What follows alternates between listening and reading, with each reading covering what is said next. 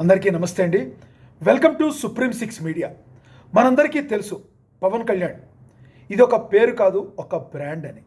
ఎందుకంటే తన కెరీర్లో సినిమాల్లో నటించి ఎంత పేరు ప్రఖ్యాతులు సంపాదించారో అంతకంటే ఎక్కువ పేరు ప్రఖ్యాతులు ఒక హ్యూమన్ బీయింగ్గా సంపాదించిన వ్యక్తి మరి పవన్ కళ్యాణ్ గారు. జనసేన అధినేత, ఆంధ్రప్రదేశ్ ఉప ముఖ్యమంత్రి. ఆంధ్రప్రదేశ్ ఉప ముఖ్యమంత్రిగా ఆయన బాధ్యతలు స్వీకరించిన తర్వాత మరి ఎన్నో మౌలిక సదుపాయాలు కల్పించారు. ఆయన ఏదైతే గ్రామ పంచాయతీలకి సంబంధించిన మంత్రిగా ఆయన పంచాయతీరాజ్ మంత్రిగా ఆయన ఛార్జ్ తీసుకున్న తర్వాత విప్లవాత్మక మార్పులు తీసుకురావడంతో పాటు దేశంలోనే అగ్రగామిగా పంచాయతీరాజ్ వ్యవస్థ నిలబెట్టారంటే ఆయన యొక్క చిత్తశుద్ధి ఏంటనేది మనందరం కూడా గమనించవచ్చు. ఇక గిరిజన ప్రాంతాల్లో రోడ్ల దగ్గర నుంచి వాళ్ళకి కావలసిన మౌలిక వసతుల దగ్గర నుంచి అన్నీ సమకూర్చడానికి తన చిత్తశుద్ధితో ఇప్పటి వరకు కూడా అలుపెరగకుండా పనిచేస్తున్న వ్యక్తి పవన్ కళ్యాణ్ గారు. ఎంతోమందికి స్ఫూర్తినిచ్చే విధంగా పనిచేస్తున్నారు. ఇప్పటి వరకు కూడా గ్రామాల్లో లైట్లంటే తెలవని, చెప్పులంటే తెలవని గిరిజన గ్రామాల్లో కూడా వారికి చెప్పులు ఇచ్చి కాళ్ళకి ఏమి తగలకూడదు వాళ్ళకని, అదేవిధంగా వాళ్ళ కళ్ళల్లో వెలుతురు నింపిన మహనీయుడిగా ఒక అల్లూరి సీతారామరాజుకి ఎంత పేరు తెచ్చుకున్నారో ఆయన గిరిజన గ్రామాల కోసం చేసి మరి నవయుగ అల్లూరిగా ఆయన పేరు తెచ్చుకుని ఈ రోజున ఎంతగానో ఎంతోమందికి స్ఫూర్తినిచ్చారు. ఇక పవన్ కళ్యాణ్ గారు ప్రస్తుతం ఇప్పుడు చిన్నపిల్లల విషయంలో కూడా, విద్యార్థుల విషయంలో ఎంతో చిత్తశుద్ధితో ఉన్నారు. దీనిలో భాగంగా ఆయన దగ్గర 38 మంది పిల్లల్ని చదివిస్తున్నారు పిఠాపురంలో. ఆయన తన సొంత డబ్బులు ఇచ్చి నెలకు 5,000 రూపాయలు ఆయన చదువుకి ఇస్తున్నారంటే ఆయనకి విద్యార్థుల పట్లకి ఆయనకు ఉన్న ప్రేమకి ఇదొక నిదర్శనంగా మనం చెప్పుకోవచ్చు.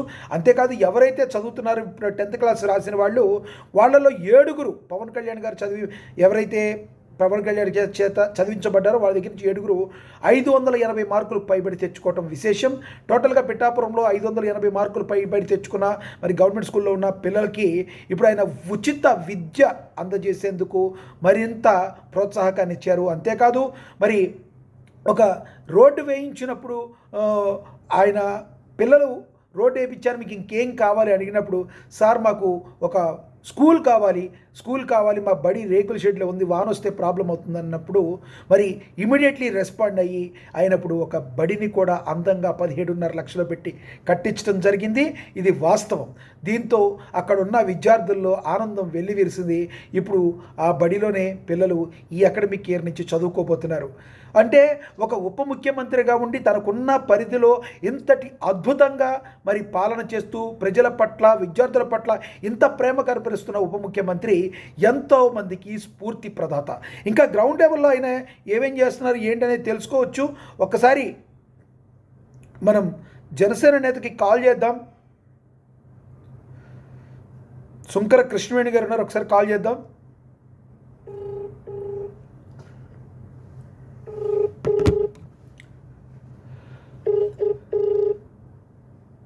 ఆ లోకల్గా ఎవరైతే ఉన్నారో పిఠాపురంలో అక్కడ ఏం జరుగుతుందనేది ఈవిడికి కూడా ఇంకా ఎక్కువగా తెలిసే అవకాశం అయితే చాలా స్పష్టంగా కనబడుతుంది. ఒకసారి కాల్ చేసి మాట్లాడదాం ఆవిడతో.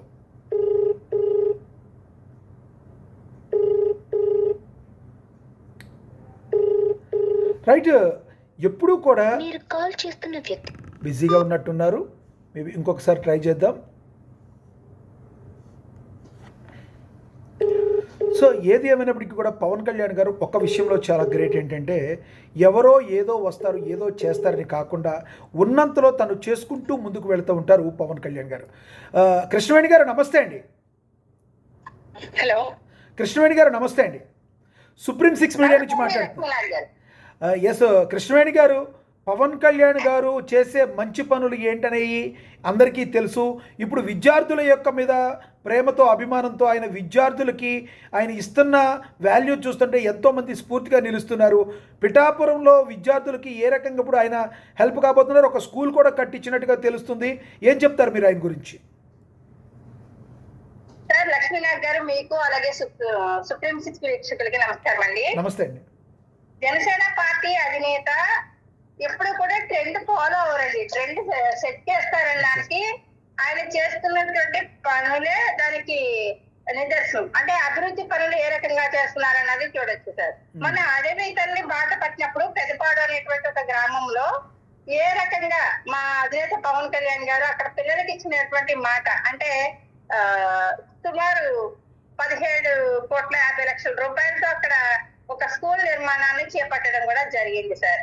అలాగే పిఠాపురం నియోజకవర్గానికి వచ్చేసరికి నిన్న కూడా ఒక స్టేట్మెంట్ కూడా బయటకు వచ్చింది. అంటే 10th టాపర్స్ అయినటువంటి పిల్లలకి పవన్ కళ్యాణ్ గారు ఒక భరోసాని ఇవ్వడం జరిగింది సార్. అది పిఠాపురం ప్రభుత్వ పాఠశాలలో చదువుతున్నటువంటి 10వ తరగతి లో 580కి పైచీలకు మార్కులు వచ్చినటువంటి తెచ్చుకున్న విద్యార్థులకి ఉచితంగా ఉన్నత విద్యని అందించడానికి ముందుకు రావడం. అంటే నియోజకవర్గంలో సుమారుగా 31 మంది విద్యార్థుల్ని గుర్తించడం, వీరిలో 595 మార్కులతో రాష్ట్ర స్థాయిలో అగ్రస్థానంలో వచ్చినటువంటి విద్యార్థులు కూడా ఉండడం కూడా ఉన్నారు సార్ అందులో. అంటే పిల్లలకు ఉన్నతమైనటువంటి విద్యను అందించడంతో పాటు అంటే ఎలాంటి భరోసాలు ఇస్తున్నారు అంటే పవన్ కళ్యాణ్ గారు అధికారంలోకి రాకముందు కూడా ఒక మాట చెప్పారు. పిఠాపురం నియోజకవర్గాన్ని నేను ఒక మోడల్ నియోజకవర్గంగా తీర్చిదిద్దుతాను అని చెప్పడం జరిగింది సార్. అలాగే అక్కడ ఉన్నటువంటి పిల్లలు తల్లిదండ్రులు లేనటువంటి పిల్లలు ఎవరైతే ఉంటారో మనం అందరూ కూడా వాళ్ళని అనాథ అనేసి ఎప్పటి నుంచో అదే మాట మాట్లాడుతుంటారు. కానీ అది పవన్ కళ్యాణ్ గారు దేవుడు ఇచ్చిన పిల్లలు అంటారు సార్. మనం అంతా ఉండగా వాళ్ళు ఎప్పుడూ కూడా అనాథ అన్న ఫీలింగ్ వాళ్ళకి రాకూడదు. మన పిలిచే పిలుపులో చాలా గ్రేట్ ఆ విషయంలో ఆయన అది దైవత్వం ఉట్టిపడాలి, దేవుడు ఇచ్చిన పిల్లలు అని మీరు మాట్లాడినప్పుడు వాళ్ళకి ఎవరు లేరనేటువంటి లోటు రానివ్వకూడదు.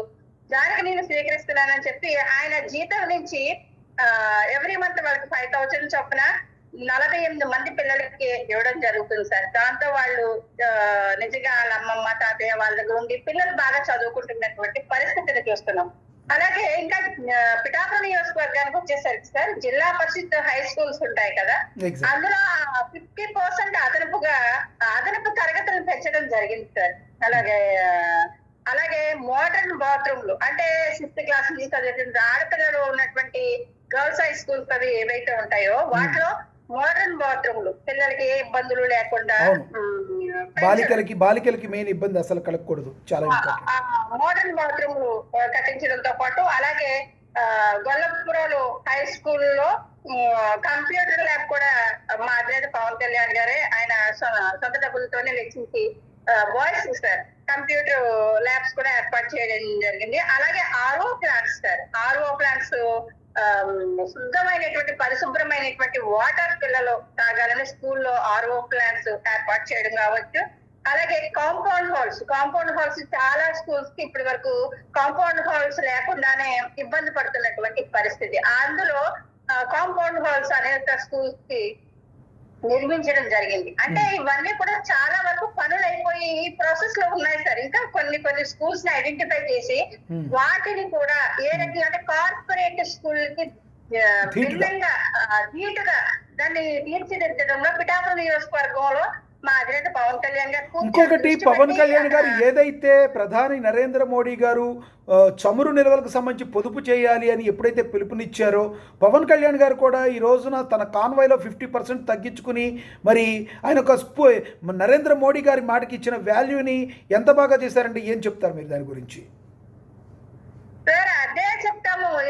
కొంతమంది వైసీపీ నాయకులు అయితే విమర్శిస్తూ ఉంటారు, పవన్ కళ్యాణ్ గారు స్పెషల్ ఫ్లైట్లు వేసుకుని తింటున్నారు, స్పెషల్ ఫ్లైట్ లో వెళ్తున్నారు అని అనేక సార్లు మాట్లాడుతూ ఉంటారు. ఆయన ఫ్లైట్ లో తిరగడం ఇవాళ కొత్త కదా, సినిమా హీరోగా ఉన్నప్పటి నుంచి కూడా ఆయన ఫ్లైట్లలో తిరగడం, విదేశాలకు వెళ్ళడం ఇవన్నీ ఆయన రొటీన్ గా ఆయన కామన్ గా జీవితంలో ఉన్నదే. కానీ ఈ రోజు మా అధినేత పవన్ కళ్యాణ్ గారు ఆయనకి ఇచ్చినటువంటి కాన్వాయ్లో కూడా సగం తగ్గించుకొని వెళ్తున్నారంటే సెక్యూరిటీ లేకుండా గాల్లో పరదాలు కట్టుకుని తిరిగినటువంటి హెలికాప్టర్లు వేసుకుని తిరిగినటువంటి ముఖ్యమంత్రిని చూసాం. వస్తుంటే హై సెక్యూరిటీతో పరదాలు కట్టుకుని ప్రజల మధ్య తిరిగినటువంటి వ్యక్తులను చూసాం. కానీ ఇవాళ ఇంత హై ప్రోటోకాల్ అంటే ఆయనకి ఎప్పుడు కూడా పవన్ కళ్యాణ్ గారికి ఎప్పుడు కూడా మేము ఎప్పుడు ఒకటే ఆలోచిస్తూ ఉంటామండి. ఎప్పుడు ఆయన ఇంత ప్రజలతో మమేకం అయిపోయి తిరిగేస్తారు, కానీ ఎటు నుంచి ఎలాంటి థ్రెట్ ఉంది ఏంటి అన్నది కూడా గతంలో కూడా విన్నాం. అందుకని సెక్యూరిటీ లేకుండా ప్రాణాలకు తెగించి తిరిగినట్టు తిరిగేస్తారు పవన్ కళ్యాణ్ గారు. ఏంటిది ఇంత మొండితనంగా అనుకుంటాం సార్ చాలా సార్లు మాట్లాడి పవన్ కళ్యాణ్ గారు చూసి. కానీ Right. ఇవాళ ఆయనకి ఇవ్వాల్సినటువంటి సెక్యూరిటీలో కూడా హై సెక్యూరిటీలో కూడా ఆయనకి సగం తగ్గించుకొని తిరుగుతున్నారంటే అంటే ఇది రాష్ట్రం మీదే కాదు దేశంలోనే కానీ ఎంత ఎఫెక్ట్ పడుతుంది అనేది చూడొచ్చు. అంటే పొదుపుగా మా అధినేత పవన్ కళ్యాణ్ గారే ఇంత తగ్గించుకొని వెళ్తూ ఉన్నారు. కానీ మేము కూడా దాన్ని చూసి పాటించాలి అని అనేక మందికి ఆలోచన వస్తుంది సార్. ఇవాళ కార్ తీసుకునే వాళ్ళం బైక్ బైక్ మీద వెళ్ళిపోతాం ఆటోమేటిక్ గా ఇక్కడే కదా అనేసి. అంటే దాని వల్ల ఎంత సేవ్ అవుతుంది అన్నది కూడా మనం అర్థం చేసుకోవచ్చు. అది చిన్న చిన్న పనులకు కూడా కార్లు తీసుకుని వెళ్ళే వ్యక్తులు కూడా బైక్ వేసుకుని స్కూటీలు వేసుకుని వెళ్ళిపోయేటువంటి పరిస్థితి వస్తుంది. దగ్గరలోనే కదా అనుకుంటే కాళ్ళు నడికి వెళ్ళేటువంటి పరిస్థితి. అంటే ఒక జీవన విధానంలో కూడా చేంజ్ రావడం అంటే మన ఆర్థికంగా మన దేశం మీద భారం పడకూడదు అని నరేంద్ర మోడీ గారు సూచించినటువంటి ఒక సూచనలు ఏవైతే ఉన్నావో అవి ఆచరించేటువంటి వంట నూనె తగ్గించమని చెప్పారు సార్. దాని వల్ల చాలా హెల్త్ బెనిఫిట్స్ కూడా ఉంటాయి మనుషులకి. కానీ దాన్ని కొంతమంది ఎంతో మందికి పవన్ కళ్యాణ్ గారు ఒక స్ఫూర్తిదాతగా నిలుస్తున్నారు అంటారు చివరిగా.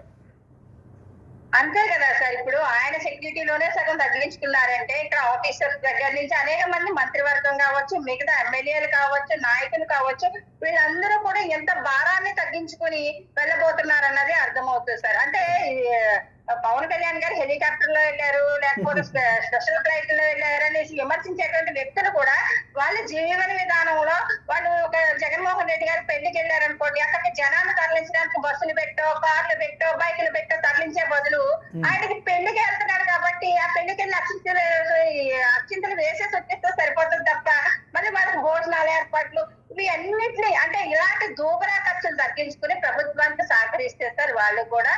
జగన్మోహన్ రెడ్డి గారికి మళ్ళీ సెక్యూరిటీ ఇవ్వకపోతే మళ్ళీ మా ప్రభుత్వాన్ని అంటారు. ఇలాంటి దూబరా ఖర్చులు మానేసేసి ఇక్కడ నరేంద్ర మోదీ గారు పవన్ కళ్యాణ్ గారు విమర్శించడం కాకుండా ప్రజల గురించి ఆలోచిస్తే సార్ ప్రతిపక్షాలు కూడా చాలా బాగుంటది. మా అధినేత పవన్ కళ్యాణ్ గారు అయితే మాత్రం చాలా మందికి పూర్తిస్తారు. ఆయన విమర్శించినా సరే కానీ మేము కూడా దాన్ని మేము హార్ట్ఫుల్ గా సమాధానం చెప్పట్లే. మేము ఏంటంటే మేము ఉన్నది ఉన్నట్టు పాయింట్ టు పాయింట్ మాత్రమే మేము సమాధానం చెప్తాం తప్ప వాళ్ళ నాటి భాషను మాత్రం వాడే పరిస్థితి ఉండదు సార్. ధన్యవాదాలండి మీ అభిప్రాయాన్ని తెలియజేసినందుకు శంకర కృష్ణవేణి గారు. ఎస్, కృష్ణవేణి గారు మాట విన్నాం కదా. ఈ రోజున పవన్ కళ్యాణ్ గారు ఎంత అభివృద్ధి కార్యక్రమాలు చేపడుతున్నప్పటికీ కూడా ఎప్పుడు కూడా అణిగిమణిగి ఉండటం, అదేవిధంగా అవసరమైతే తనను తాను తగ్గించుకోవటం అనేది కూడా ఎంత ఇంపార్టెంటో మరి మరొకసారి ప్రూవ్ చేసుకున్నారు. మరి ఒక ఉప ముఖ్యమంత్రిగా అదేవిధంగా ఒక సెలబ్రిటీగా ఆయనకి ఒక కాన్వాయ్ అనేది ఉంటుంది, దాన్ని కూడా తగ్గించుకుని ఈరోజు మరి ప్రధాని నరేంద్ర మోడీ గారు యోగి ఆదిత్యనాథ్ గారి సరసన మరి ఈయన కూడా చేరి ఎంతోమందికి స్ఫూర్తిగా నిలవడం అనేది నిజంగా అందరూ కూడా అభినందించాల్సిన విషయం. ఏది ఏమైనప్పటికీ కూడా విద్యార్థుల వెలుగుల్లో మరి కళ్ళల్లో వెలుగుల కోసం అనునిత్యం తాపత్రయపడుతున్న పవన్ కళ్యాణ్ గారి యొక్క స్వభావాన్ని అందరూ మెచ్చుకోకుండా ఉండలేకపోతున్నారు. రానున్న రోజుల్లో పవన్ కళ్యాణ్ గారు తన సేవా దృక్పథాన్ని మరింతగా విస్తరిస్తారని, ఎంతోమందికి ఆయన ద్వారా లబ్ధి చేకూరుతుందని అందరూ కూడా భావిస్తున్నారు. మీరేమనుకుంటున్నారో కింద కమెంట్ బాక్స్ రూపంలో కమెంట్ చేయండి. Please subscribe supreme 6 media, share చేయండి, లైక్ చేయండి. నమస్తే.